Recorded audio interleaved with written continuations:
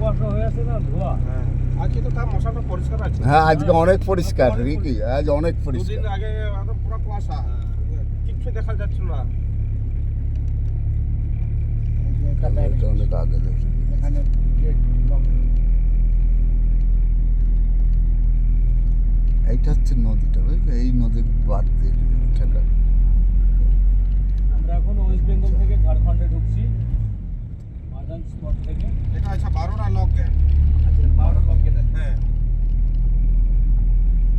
বর্ষার টাইমে জল ছাড়ে, এখন ছাড়ে না। জলের প্রেসার হয় তখন ছাড়ে আর বিদ্যুৎ উৎপন্ন হয়। হ্যাঁ ডিবিসিটা না না, কিন্তু বিদ্যুতের জন্য ছাড়ছে এখনো।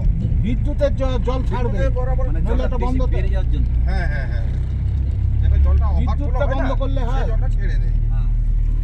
বিদ্যুতের জন্য চলছে।